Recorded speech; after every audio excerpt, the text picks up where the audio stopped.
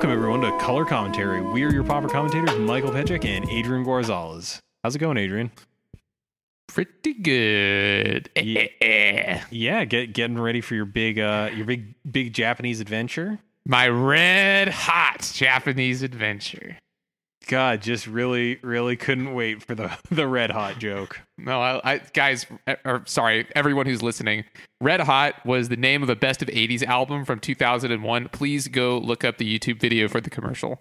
It is pretty funny. I will give him that. But all right, let's take care of upkeep. And this week we are finishing out our primer on Pauper. We're recording a little bit earlier on account of, Adrian's got to fly out of the country, so we're doing what we can, but we strive to, make sure that we don't miss any content whatsoever. So for the upkeep this week, we are brought to you, as every week, by Original Magic Art. Original Magic Art is your one-stop shop for all sorts of playmats, tokens, dice bags, and even art prints of art from Magic's history, as well as the greater history of art as a whole. If you're the type of person who would like to perhaps have a nice set of Pauper tokens, a collection they actually make and maintain, with all sorts of classic art on it, they've got it. If you want to get, just a real nice print of a magic art that's in their store, they are always getting in new stuff. They collaborate directly with artists and license them, so it's all 100% above board. The artist getting a cut, you get to support your favorite artists, you get a really nice playmat. They come through Ultra Pro, who make pretty good playmats. And if you're interested in any of the things I've just mentioned, they have a affiliate code for us. If you're going there and you put some stuff in your cart, and on checkout you choose to use the code Commentary in all caps, spelled as is in the name of this show, you're going to get 5% off your order, and on top of that, they're going to give us a little cut. So you're helping keep the lights on here, and you're getting a discount on your wonderful Magic products. So one more time, that's Commentary, all caps, spells it is in the name of this podcast. What do you have for us, Adrian? Well, Mike, I'll have you know, we have a Patreon, and it is red hot. All right. All jokes aside, for just a little $1 per episode, you can hear the full show, including our pre and post shows, and you get access to our Patreon-exclusive Discord channel. And I know every week, I'm telling you guys, everyone, I don't know what it is with me and that. I'm sorry, I'm just in that mode today, I guess. I'm telling everyone about it every week because it is really cool. We have a lot of really great discussions there. Some very heartfelt moments have occurred. And of course, we'd love to talk about Pauper, everyone's favorite format who's listening to this podcast, presumably. So check it out. Yeah, it's definitely a really neat thing. All right. So this week we are doing part 3 of 3. We are rounding out the tier 1 lists that we're going to discuss. And then we're moving on to kind of the tier 2 stuff, other things that, while they might not be absolute top of the top, do show up in time to time in leagues and in challenges, and you should probably know about them if you're getting into the format. So first up, what has 26 cantrips and only 4 actual win cons, Adrian? Is it Inside Out combo, aka Tireless Tribe combo? It sure is. This is a weird deck. And I'm going to preface our discussion of this deck. You mentioned that it only has 4 win conditions. Pretty true.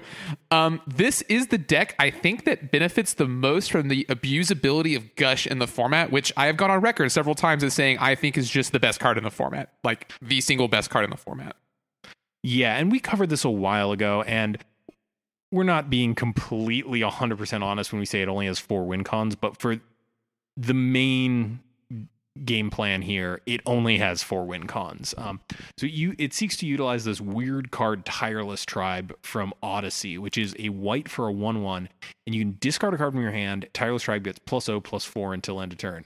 So Adrian, how does this card actually let you win the game? So, and this is why it's so good with Gush, because usually with Gush, when you Gush, you have these 2 useless islands in your hand all of a sudden. What am I going to do with those? So Tireless Tribe, you discard the card, and it gets +0/+4 till end of turn. Okay, big whoop. It actually makes it so it's very, very hard to kill through damage. And then the Inside Out portion of the deck is a card called Inside Out. There are 4 copies of it. You switch the target creature's power and toughness until end of turn, and then on top of it, you get to draw a card at instant speed. So the way that, and forgive me if I'm misciting the rule here, I believe it's the way that layering works.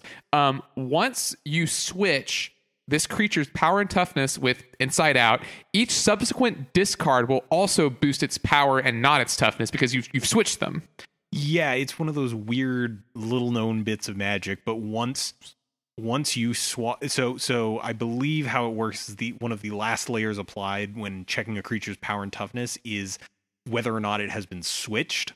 So any boosts are applied before. So when you're discarding cards, you're still actually pumping its toughness, but then the game checks and it goes, okay, Inside Out has been cast. This is actually its power.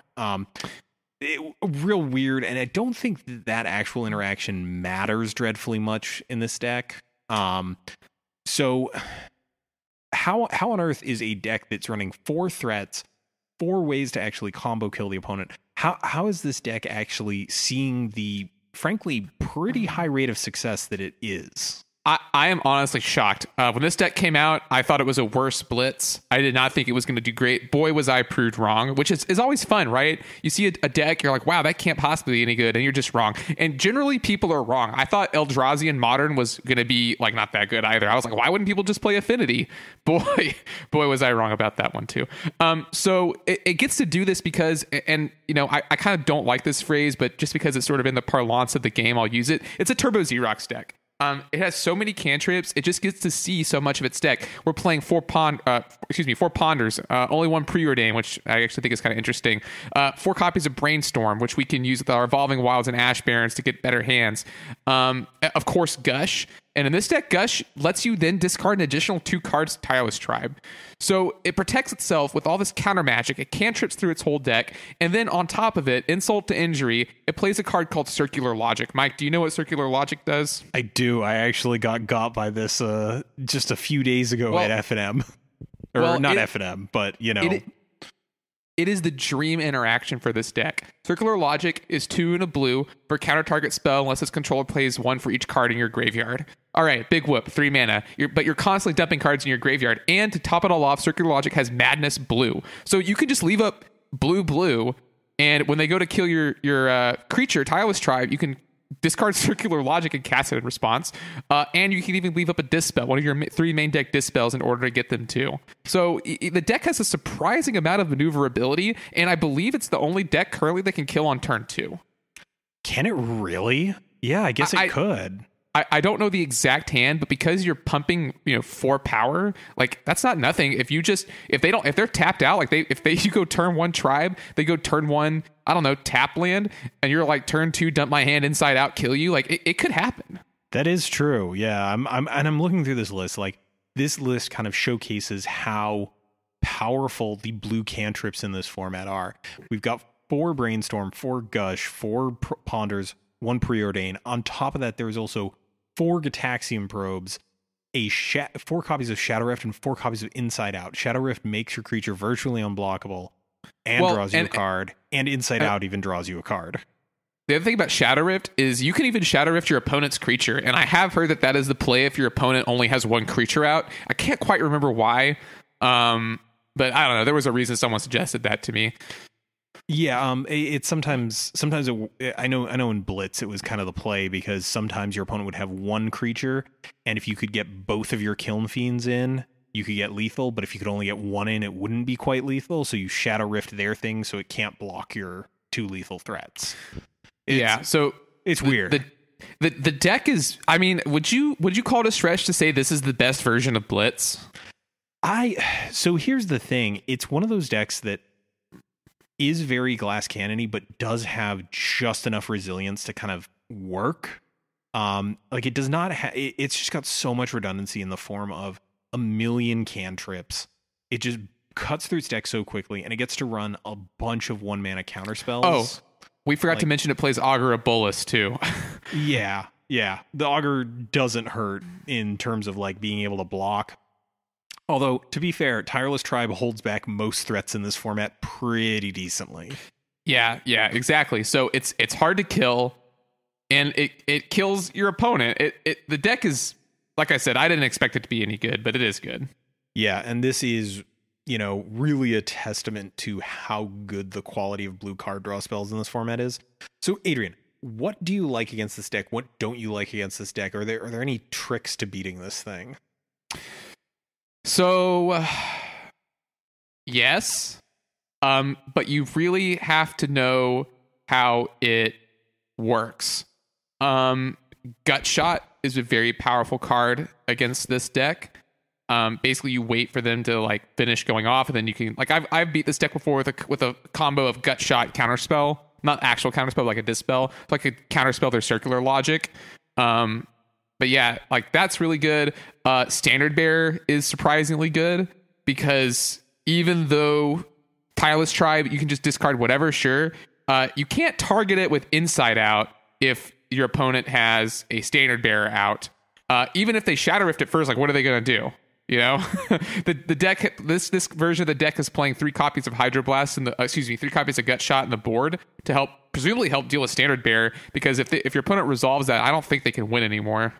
Yeah, unless you can get that off the board. Yeah, most of the sideboard looks like it's pretty heavily devoted to that. Now, okay, so this deck, control decks don't have the greatest time against this just because it does play better counter spells than a majority of control decks kind of have the opportunity to, because all it cares about is like instant speed, interacting with instant, so it gets to run those 3 main deck dispels.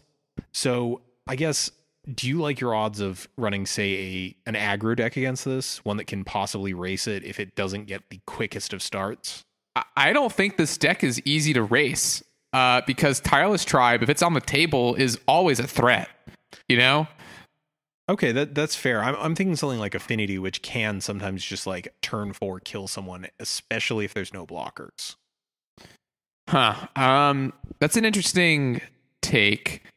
Sorry, I'm just thinking through what that matchup might look like, because in that case, you probably want to save your Galvanic Blasts for the Tribe. Maybe you have Metallic Rebuke, but maybe you just wait for them to go all in on Tireless Tribe and then Atog Fling them. Like maybe that's just the best line in Affinity.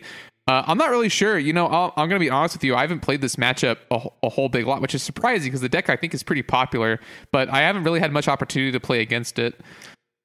Yeah, I think this is one of those weird decks that shows up less frequently than its win percentage would lead you to believe. And it's in the Pats meta. Like I play against the deck. I basically my goal is to basically kill Tireless Tribe as soon as the earliest opportunity presents itself. Which unfortunately is generally in the middle of your opponent comboing. Yeah, that is kind of the thing. It usually sits on the battlefield for a turn, and that's your window. And anything else, you're just out of luck. All right, so that is Tireless Tribe. It's a very, very sort of linear combo deck. It wants to do one thing and one thing only, but it does that incredibly, incredibly well. So yeah, definitely a cool deck to check out if you're into sort of the more combo-y side of things. Now, the sort of spiritual ancestor of this deck is definitely blue-red Blitz, and this has kind of dried up a little bit from the metagame. Why don't you tell people what blue-red Blitz is all about? Sure, absolutely. This deck used to be an old favorite. And I'm sorry, I'm trying to organize my thoughts here. Is it Blitz is a deck that used to be an old favorite, and you get to play fun cards like Kiln Fiend, which is a red 1 and a red for a 1/2. Whenever you cast an instant or sorcery, Kiln Fiend gets +3/+0 until end of turn. Folks at home might recognize this also from We Dragonauts, another spell that sort of does the same thing, and an early version of Prowess to boot. It also plays Nivik Cyclops, 1, a blue and a red with Defender. Whenever you cast an instant or sorcery spell, Nivik Cyclops gets +3/+0 until end of turn and can attack this turn as if it didn't have Defender. So you've got this creature package alongside some Augur of Boluses, and I'm not really sure why people don't play We Dragonauts anymore. Mike, do you know why that might be? I think it's just the fact that it's kind of fallen out of favor. Also, the one toughness just doesn't line up well, given that people are main decking Electrickeries now. Well, We Dragonauts is a 1/3. It gets +2/+0 is its only difference, and it is flying. It's a 1/3? Huh. It is a 1/3. Well, then I don't really have a good answer for you. Like the restrictive mana cost and the fact that it still does die to bolt is kind of a trade-off for the fact that it does have the built-in the built-in evasion. I don't know why it fell out of favor. I'm honestly not that up on the deck as a whole. It's not one that I've ever really enjoyed playing, but Well, and to be honest with you, the deck hasn't played We Dragonauts in forever. Like, I think it used to years and years and years ago. But even before Augur Bolus got downshifted, it played Delver. So I'm really not sure. yeah. But in the same vein as the deck we just talked about, Inside Out. Inside Out. Wow, it's been a day, everyone. It's sort of the same thing. It's a gush deck where it's looking to build up a certain amount of spells in the turn instead of discards, and then make a creature super huge and kill you. So it gets to play a couple different spells. It's in red, so we get to play Lightning Bolt. We do still play Get Probe, Brainstorm.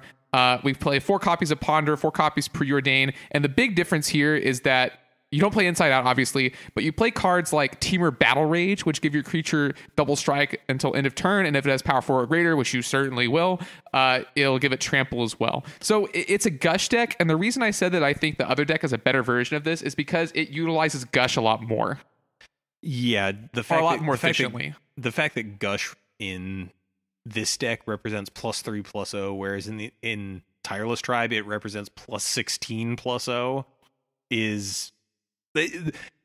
Believe it or not, listeners at home, 16 is quite a bit more than 3. But this deck, I think, is a little bit more resilient. You're not going all in on one threat quite as frequently.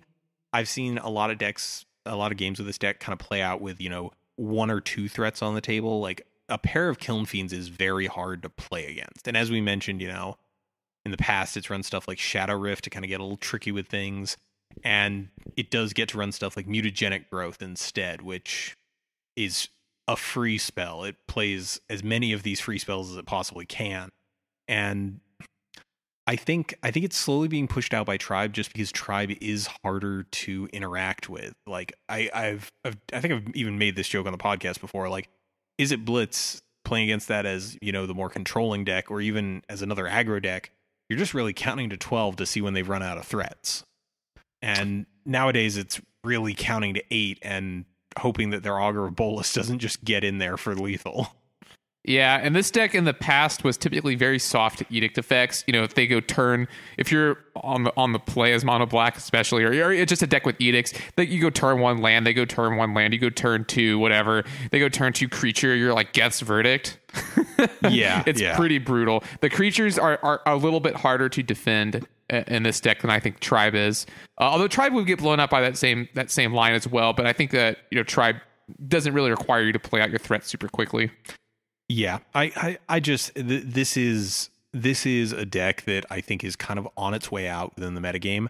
I still think it plays a role, and I think if we ever saw the amount of really, really good blue cantrips sort of trimmed a little bit in the format, we would see a resurgence of Blitz. But it still is present. It still is part of the metagame, so I feel like it's worth touching on just so people are aware that this deck is out there. It's not, it's not a tier 1 boogeyman or anything, but it most certainly still is showing up in events. It's, I'm looking here. It posted a 5-0 in the last batch of league results. It posted in the challenge a couple weeks ago. It's still putting up results. They're just not, as incredibly consistent as it once was. And it gets used Phyrexian mana, so that's fun. Yeah. Good balanced mechanics such as Phyrexian mana. Fun. Haha. All right. Last on this list of our kind of tier 1, and this is debatably a tier 1.5 deck these days, Stompy. What happened here, Adrian? What happened indeed? This deck used to be extremely good. Back in the Drake days, this was the other deck to play. Well, one of them. The other ones were also like linear aggressive strategies.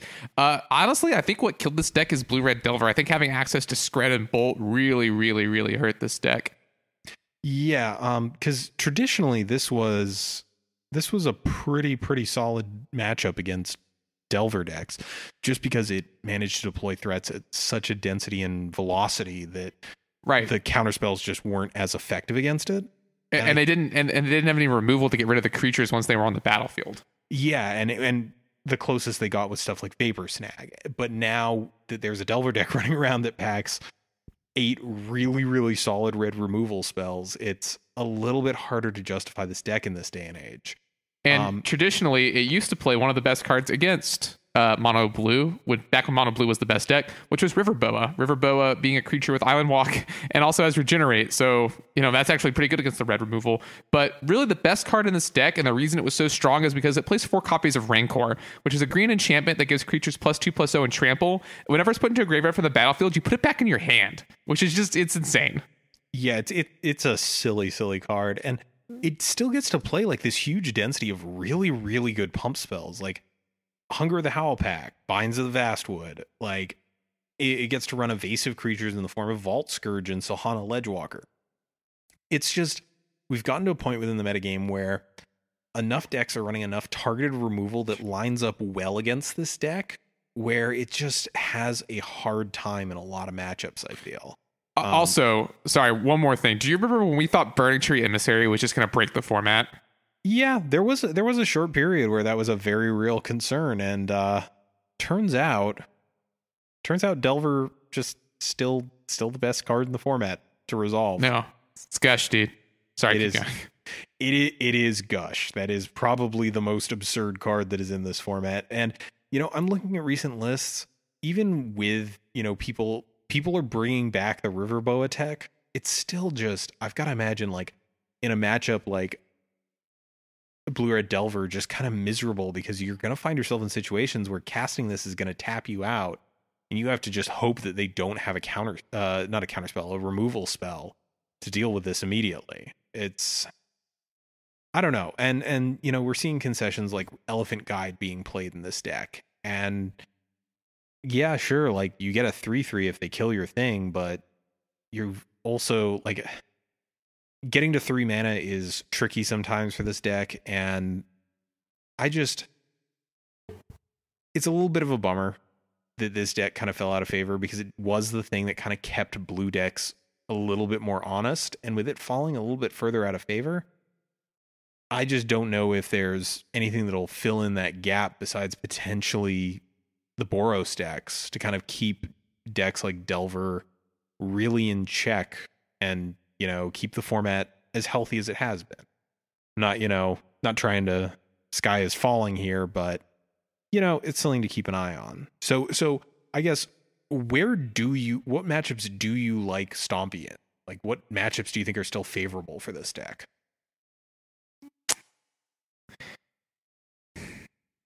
That's a tough question. Tron, maybe. Blue-Black Control. Just decks where it can punish decks that play a lot of edicts, or decks that are slow. What do you think? Yeah, I think, like, I'm thinking through, like, common Tron openings, and, like, this deck is pretty slow. Sorry. Tron is a fairly slow deck, and this deck is a pretty aggressive deck. Like, anything that doesn't do something for the first couple of turns is probably in a pretty bad way against this. But even with that, like, unless you're on one of those hands that's like Nettle Sentinel into like Rancor and Skargan Pit Skulk, like, AKA every single one of my opponents, Mike. Yeah, no, I understand the level of salt. Like, this deck does still have those nutty openers where it's like Nettle Sentinel, swing with Nettle Sentinel, second main, Burning Tree Emissary, Rancor on the Nettle Sentinel, Vault Scourge. Like, it does have those nutty openers that are just borderline impossible for most decks to deal with. But outside of those, like, and outside of it being a matchup where you're not going to be interacted with, it's just, it's not what it once was. I still think it's a defensible choice. Like, I don't think this deck is completely dead in the water. It's just not what it used to be. Agree. Now, if you ran into this, what decks outside of the obviously Blue-Red Delver that we've discussed at length do you like against this deck? Boros Monarch. I think maybe that's the real reason the deck isn't good anymore, now that I've thought about it a little bit more. Boros Monarch absolutely, craps all over this deck. Standard Bearer, spot removal, relevant creatures with flying. Yeah, being able to stop those Sohana Ledgewalkers from profitably attacking is just cutting off another angle of attack that the deck has. Stopping the Vault Scourges as well.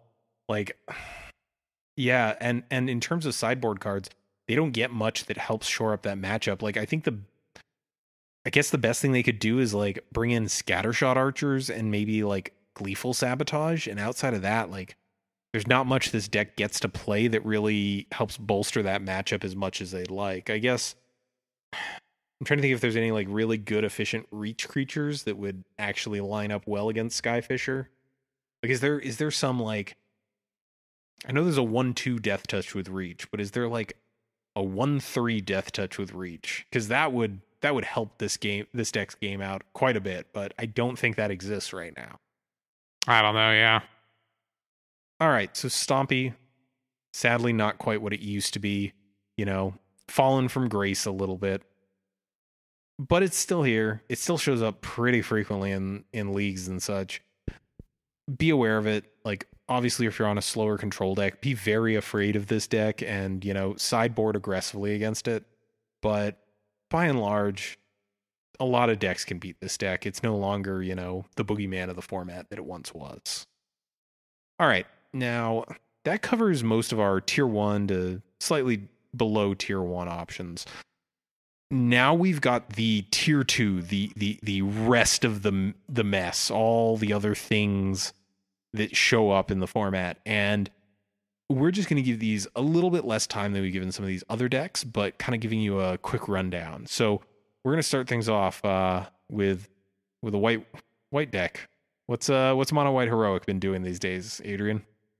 Well, Mono White Heroic is, just like the heroic decks of yore. It wants to. It's like Boggles kind of. It wants to suit up one creature to be super huge and then kill you with that creature. It's. I mean, what I'm trying to say here. It plays a bunch of heroic creatures, obviously. Laguna Band Trailblazer, a white 1-drop. That's an 0/4. Whenever it gets targeted by a spell, like you put +1, or whenever you cast a spell that targets it, you put a +1/+1 counter on it. A Crowan Skyguard, 1 and a white for a 1/1 with flying, same deal. And then we also play cards like Seeker of the Way, which are just good with the rest of the spells that we'll talk about in a second. And then a card called Deathblade Elite, where when it attacks, you may have a target creature block it, and so you can suit this up real huge, prevent all the damage that we dealt to it with its ability, 1 and a white, and then killer creatures, like basically make it the Abyss. And then we play cards like Defiant Strike, Emerge Unscathed, Mutagenic Growth. All of these cards are designed to target your creature and make it bigger and better in some way. A bunch of auras, the most significant of which is probably Chomana's Blessing. You can play it as an instant. When it enters the battlefield, you choose a color, and now your creature has protection from that color. So yeah, very linear sort of aggro deck is how I would describe it. Yeah, it's kind of in the same vein as Boggles, where it's seeking to usually suit up 1 or 2 things, go tall rather than go wide, and just kind of punch in a couple times, and hopefully that's enough to take care of your opponent. I mean, yeah, this is a deck that's been putting up results. Sadly, it kind of showed up after the change in reporting occurred, so our numbers on it aren't great in terms of actual performance. It does put up results in the challenges pretty frequently, but in terms of leagues, that data is not what it used to be. But I think this deck is here to stay for what it's worth. Like, it does have some pretty good matchups in the form of slower control decks. It does have enough stuff that makes it kind of difficult to interact with for some decks. So I wouldn't be surprised if Mono White Heroic sticks around. Now, what sort of matchup do you think is favorable against this deck, and what matchups do you think this deck is favored against? Mike, you're asking me all the hard questions. I think it's very good against decks that don't have removal, and I think it's awful against decks that do. Yeah, that's how fair. Does that? I mean, does that? Okay, good. I have a feeling that might come across as like kind of a little flippant, but it's really not. I don't know how else to put it. Yeah, like this is a deck that if your opponent manages to keep you off building up a threat on consecutive turns, you're going to have a bad time. If you, stick an early threat, start tossing stuff on it, and they don't have removal for it, or their removal lines up poorly with your protection spells, you can probably close out the game. It's, much like Boggles, it's got some very good games, it's got some very bad games. The lack of card draw outside of, a copy or 2 of Secluded Step does definitely hurt the deck, but it does gain a lot from being mono white. Right. Now, next up on our list, we've got Blue X Control, and this shows up in a couple of forms. You will probably see these at some point. Teachings lists and the blue-red pieces of the puzzle, which is kind of fallen out of favor, but kind of the idea of like the Blue X quote hard control deck. So what are these decks generally trying to do, Adrian? They're trying to grind out the opponent. They generally don't run any actual creatures. Pieces of the puzzle plays I bet that's not true anymore. I think these decks both really were at the height of their popularity before Augur Bolas got downshifted. So I'm sure both of these decks would play that card now. Teachings used to kind of play Seagate Oracle sometimes too. So but I think that's more of a concession to playing online than anything else. Really, the decks are looking to lock their opponents out of the game by just one-for-oneing them until they put them in a position where they have no cards they can start casting their own threats. So I don't know. I think it's safe to say they are quote-unquote hard control decks in that regard. They do have a decent amount of stack interaction as well. The main thing these decks are trying to do is just sort of mainline as many counter spells as possible and pair it up with really solid removal. Like this new blue-red deck that showed up today. It's got, a bunch of card draw, a bunch of, little dorks, a flicker engine in it, and a bunch of really solid removal in the form of stuff like Harvest Pyre and Arc Lightning and Scred and Flame Slash. So these decks are kind of, they don't put up that many results, but I feel like these are very popular with the Pauper fan base. Would you feel that's fair? Yeah, I think that's definitely fair. I think people like blue because it makes them feel smart, and it's a good color in the format.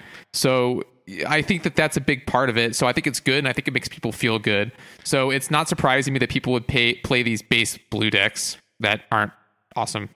Yeah, like a lot of these decks just they suffer in the sort of the quicker matchups that exist out there, but sometimes your removal and counters line up well against your opponent, and like if you can make it work, go for it. And there's definitely room for innovation out there. So don't give up on your dreams of playing control just because aggro decks still exist.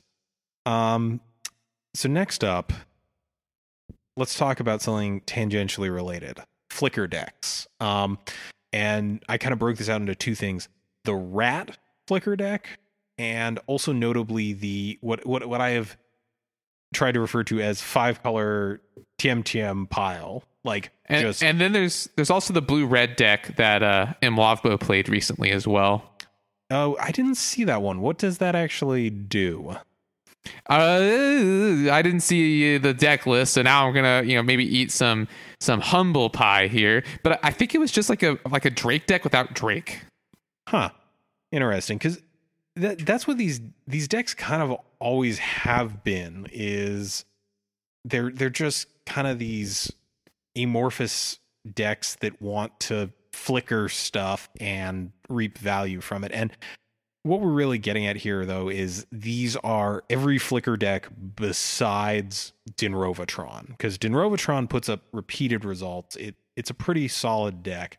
Oh, I'm looking at this. Okay, so it's running a bunch of defenders to go with big mana and lock down the board, and then it has a ghostly flicker and a freed from the real and a Valakut invoker. Okay, I see. This is kind of freed from the real with like a flicker aspect to it, so that it can flicker walls and drifters. I didn't look too closely at the deck. I apologize, everyone. I thought it was something a little different than that. No. We're all good. But so these flicker decks, what is their main axis of attack? Really, they're just trying to ride the one-way train to Value Town and eventually beat you to death with Muldrifter. Seems to be the case for a lot of them. Arguably, not Marasatron, the Dinrovatron is one of these decks, right? Because that's also its game plan. Is eventually, I feel like the ultimate game plan of each of these decks is to establish a flicker loop that then makes it impossible for their opponent to win, or at least just ups the advantage bar so far into your court that your opponent is unlikely to recover. And Ghostly Flicker has been a solid staple within the format for years. If you can flicker a Archaeomancer or a Mnemonic Wall and something else that has an ETB effect, you can probably put together a deck around it. there's decks that are looping Stonehorn Dignitaries. There's decks that are looping Dinrovatron. There's decks that are just looping Muldrifter for value. And these decks generally have a pretty solid game one if they can survive long enough. Because once they start doing these loops, like, they will bury you in card advantage or, you know, bouncing stuff off your side of the board. Like, once they get set up, and if you can't interact with that, you're going to have a very miserable time. But after sideboarding, I feel like a lot of decks get better against these. Like, I can't imagine, like, do you run any decks, Adrian, that don't have a way to answer this in the board? I mean, no. I feel like Pyroblast is really good against them, and I tend to play a lot of decks with Pyroblast. Yeah, Pyroblast, Graveyard Hate is pretty good against it. Having access to instant speed removal, a la Galvanic Blast and Lightning Bolt, both of those just really, really line up well against what these decks are generally trying to do. They do play a good chunk of permission, so like their Hydroblasts are almost always coming in against those sorts of things, but I mean, there are answers to these decks. When they work, they're good, but, you know, they're not unbeatable. We're not yet, you know, talking about Blue-Red Drake or anything here. We're talking about, you know, decks. Oh, I know. Yeah. It's not a problem per se. Yeah. Next, do you have anything else you want to say on this? The topic of Flicker decks? I was just going to introduce our next deck, which is E-Hustle's favorite trash, Tortex. Yes, the Golgari trash pile. And I would go so far as to say, and I hope my listeners don't think I'm being disparaging here, this is a lot of people's favorite trash. Like, people like this deck. It's fun. Yeah. Like, have you actually played this deck? I've played against it several times. I like that. Ooh, just coming red hot tonight. I've lost Tortex to a local player. You might remember Nathan. I lost to him in the first Pauper League Mike organized where we became friends. He milled me. Ooh, rough. I don't remember how that happened, but yeah, I was playing Affinity and I lost. So Tortured Existence is kind of always a value-based synergy deck that hopes to leverage the titular enchantment Tortured Existence, which is a black mana for an enchantment that says black, pay a black, discard a creature card, return a creature from your graveyard to your hand. And it leverages this with effects like Golgari Brownscale or sometimes Grave Scrabbler. And it's just trying to accumulate value. It's just trying to, you know, it's difficult to deal with. It gets to run stuff like Gnaw to the Bone, which, you know, sometimes will gain your opponent 20 life, and they're, you know, well above their starting life total. So this is a grindy, slow deck, although we have been seeing some of the lists that place recently on a black-red plan instead. So I guess, what do you think the role of Tortured Existence within the format is? Tortured Existence is just like the value pile that people don't want to stop playing. It doesn't really fit a niche. It's certainly, I think you are correct. I think it is just the grindiest viable deck in the format. I'm not counting our favorite pet deck, Pig Trinket, because that deck was made for a different meta. But this is the deck that, I don't know. I guess I don't really know how to describe its role in the meta, because I don't think it really has one. It's just people who want to play go to time decks play Tortex. Yeah, it is definitely one of those. Like, this is a deck that drags out games and forces your opponent to just, like, really, really kick and fight to make sure that you don't get to do what you want to do.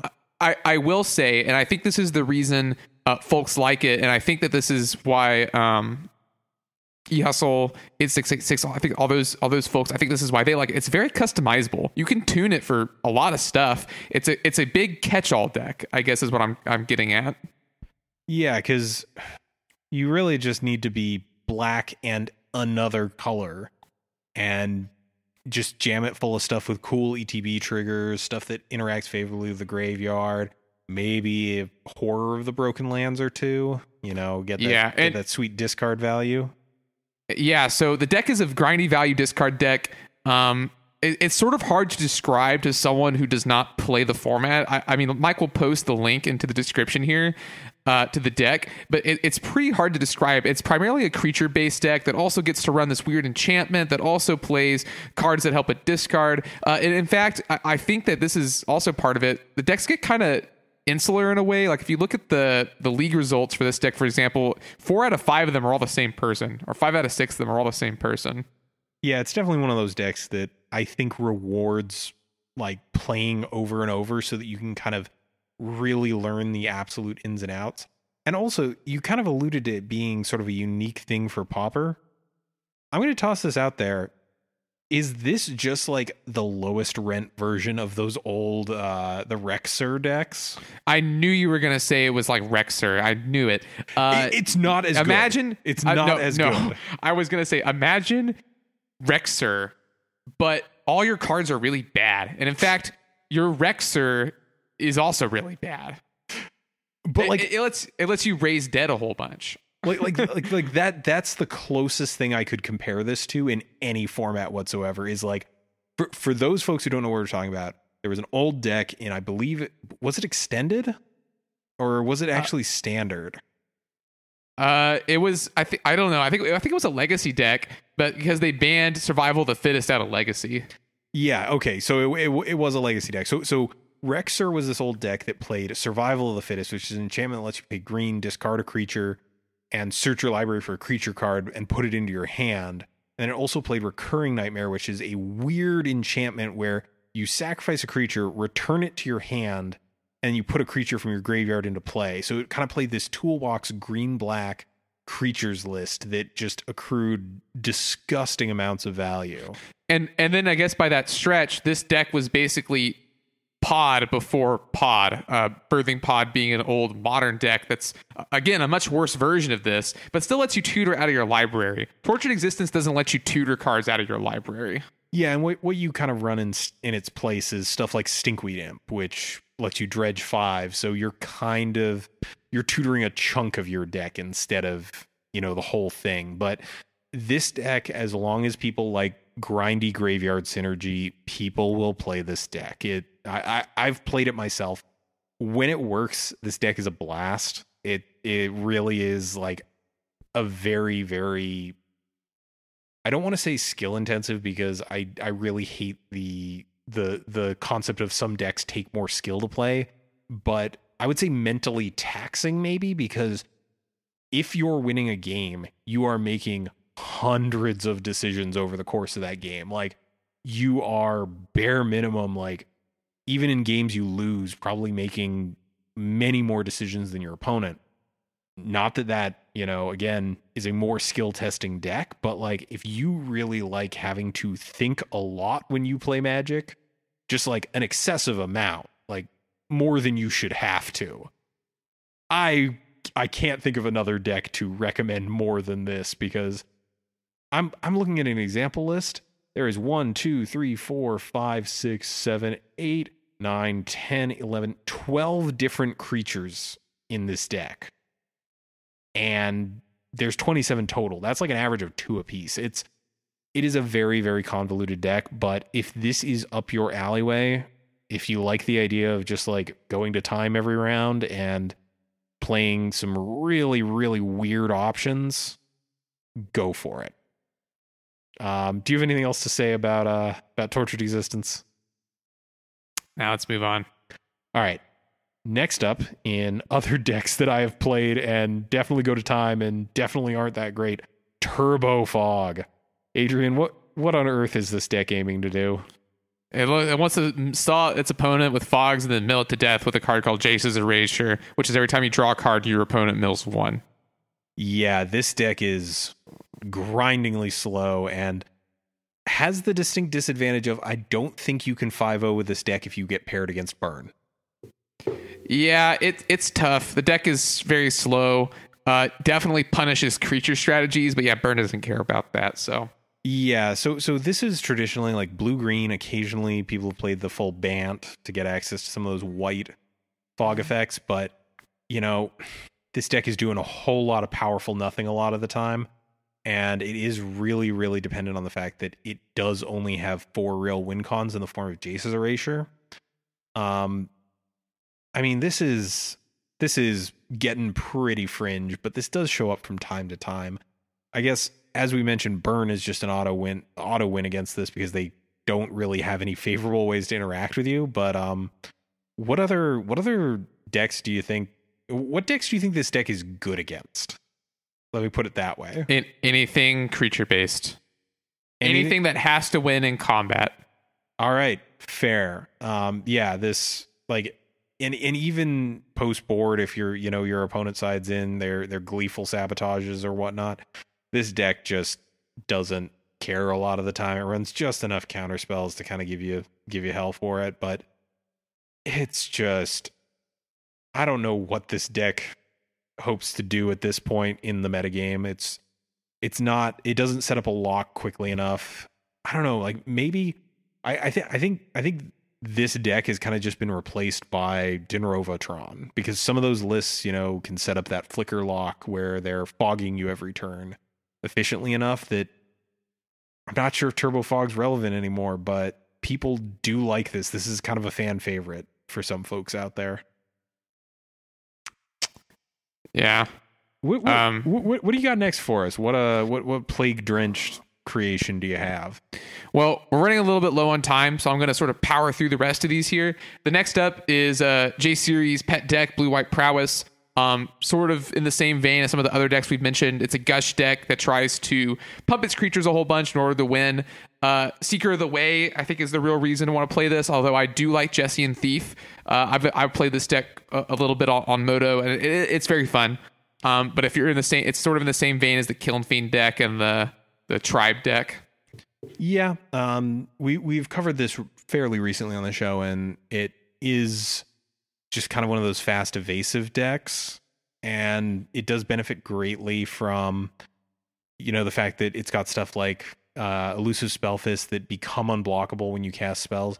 This is not trying for like always the one hit kill, but it definitely has sort of explosive starts where it can just like out of nowhere just kills you, and you have no real option for any notable recourse. And again, it's a deck that leverages stuff like Gush.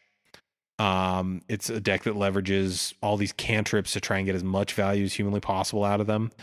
And it does that fairly admirably. It's not, I wouldn't say it's a tier 1 deck, especially because it's seen very little repeated success from anyone but J Series 84. So I think the odds of you running into this are pretty slim, but it is a neat deck, and if you can pilot it well, it can get some 5-0s. All right. So we've got the blue-white Prowess deck. I would like to call out that someone other than J Series recently 5-0'd with the deck. I did note this. There was one other person now. It's real. It's a real deck. It is. Next up, white-black Pestilence, and this deck has been around for ages and has never been tier 1. I don't know if you remember this way back in the day, but there was a deck that I ran this and Guardian of the Guild Pact. Oh, I remember. Oh god, that deck was not good. Like, it was running like all sorts of janky ways to try and like edge out little points of damage. And white-black Pestilence has actually evolved to, I think, probably as good as it's going to get. It's got the Monarch effects now. It gets to run stuff like Thraben Inspector just to like clog up the board early game. It gets to run Core Skyfishers and Lone Missionaries, Crypt Rats, all sorts of cool stuff. Like, it gets to run Castigate, which is undeniably one of the most powerful hand hate spells. It's just kind of always held back by the fact that, like, up until it hits 4 mana or so, it doesn't really do much to stop most decks. Yeah, I'm not a huge fan of the list. Now, what would it take for you to be a fan of this list? What meta change would you have to see? Inquisition of Kozilek getting downshifted? I don't know. Well, Inquisition would definitely help this deck. I mean, but then again, I think that card would also just help every black deck in general. Yeah, I mean, I don't like to buy into the downshift train too much, but I would like a good hand disruption spell that's not as narrow as Duress. Yeah, WotC. Be in the format. WotC, get on. I I don't know. I don't know. People might argue Inquisition is too strong. The card is certainly strong. I think it could even be a common in the right draft format. I think Inquisition is not outside the realm of possibility and is a reasonable downshift. Yeah. Now this deck, I will say, for all that we've kind of trashed on it just in these brief moments, this deck has probably, I think, the best Elves matchup in the entire metagame. And you get to play Pestilence, which is a sweet card. Yeah. Pestilence is a super fun card to resolve. I also do love resolving a Crypt Rats. It sure does ruin a lot of people's days. Moving on from black white Pestilence, we've got Infect. Why don't you tell the folks at home about this other, plague themed deck? So this deck is the worst. Its payoff is too. It's okay. So I don't mean to keep doing this, but I think it bears some merit. It is the worst version of the tribe deck, where you're trying to basically kill your opponent by pumping up one creature and killing it in one turn. That's the metric I'm going off of here. Because cards like Invigorate are banned, and Invigorate is a card that lets you pump your creature by giving your opponent life. And so in Legacy, where this deck is also not really a thing anymore, come to think of it, or Modern, because Gitaxian Probe got banned, the idea, you had much better mana, so you could basically no cost play the blue one, Blighted Agent. But in Pauper, mono green's kind of the way to go because the mana is super terrible. But anyway, I digress. You don't have access to a big game finishing spell like Become Immense, which is, I think, really what holds the deck back. Like, sure, there's a lot of good pumps, but none of them are good enough to punch through the rest of the creatures in this format. Yeah, we don't have our Berserk. We don't have access to the Infect land. What is it? A Blink Moth or an Ink Moth? Yeah, Ink Moth, which is also like one of the best creatures in the deck. It's really good. Yeah, it's not quite there. It does, if you're not prepared for it and your stuff doesn't line up well against it, this deck can completely destroy you out of nowhere. But that said, this deck has a real bad time if you can kill off a couple of threats.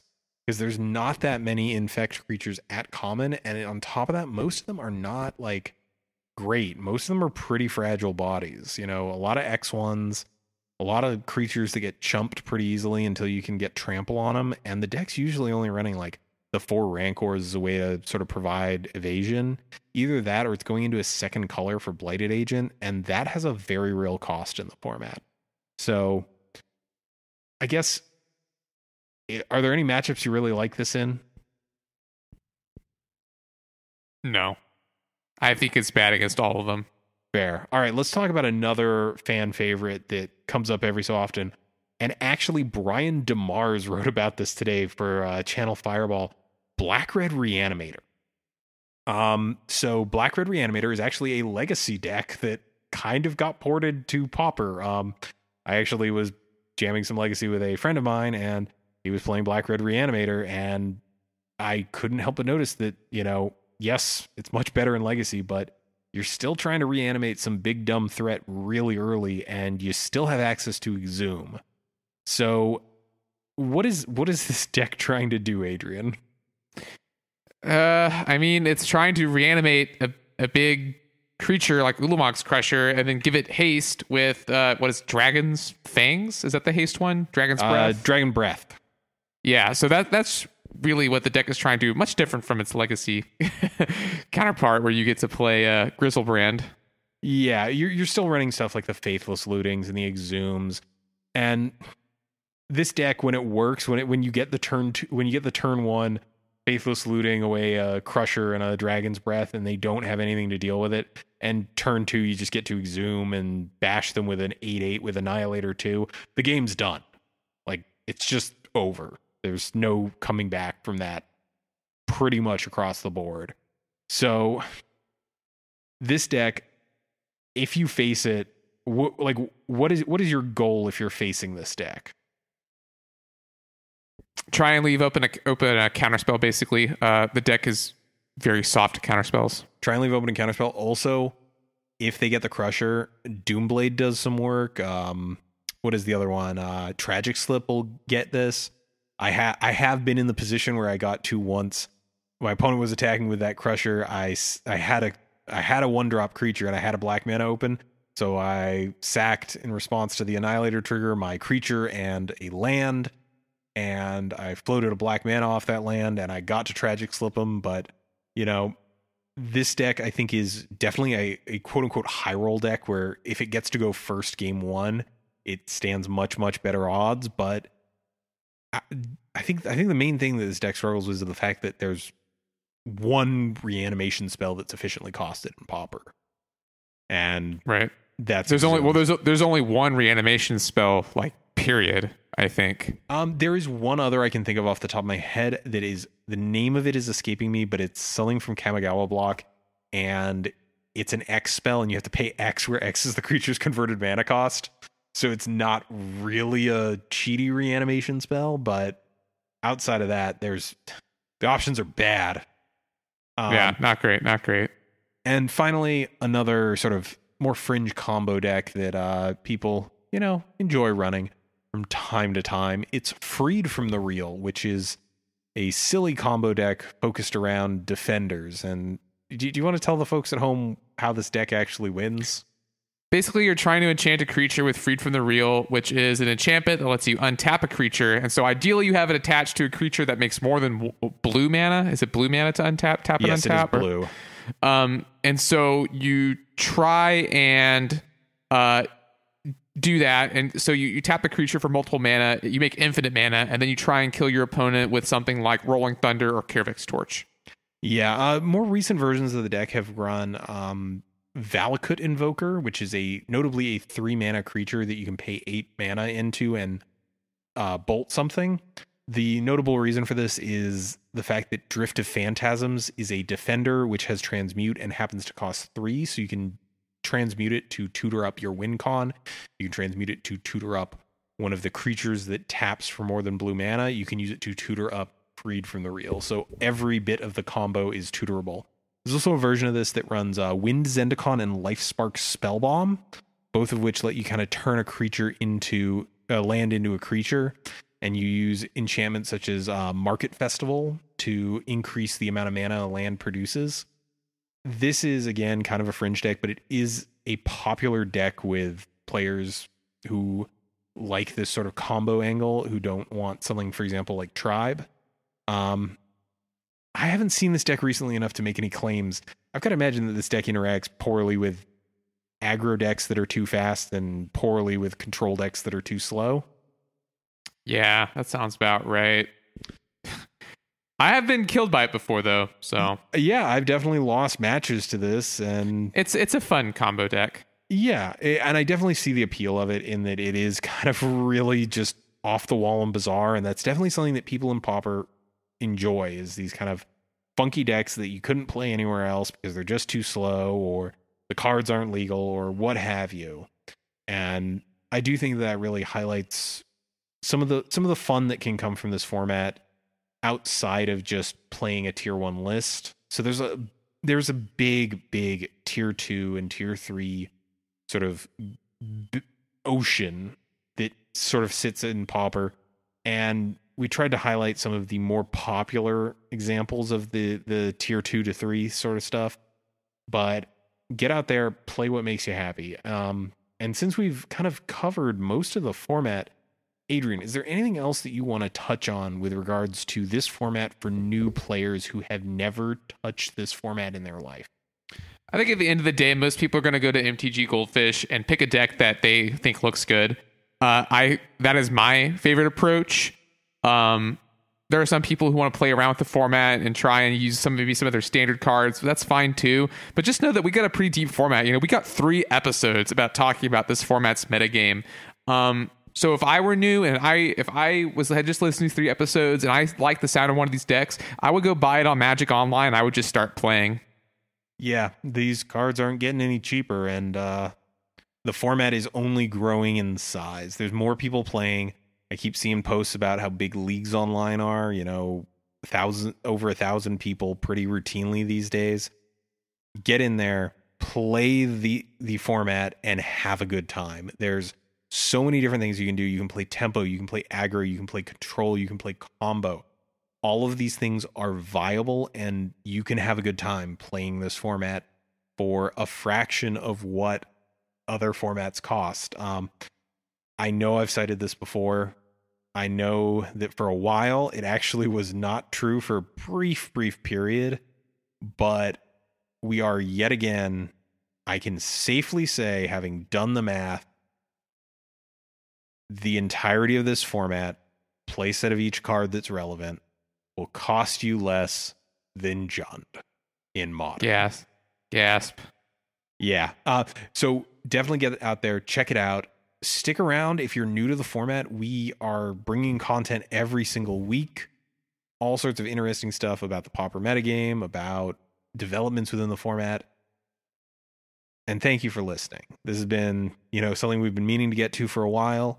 And hopefully we won't have to redo these episodes in like a year's time. Hopefully the metagame manages to retain enough of its shape that this isn't outdated within a month or two. But Adrian, got anything else, or you ready to take folks out of this show?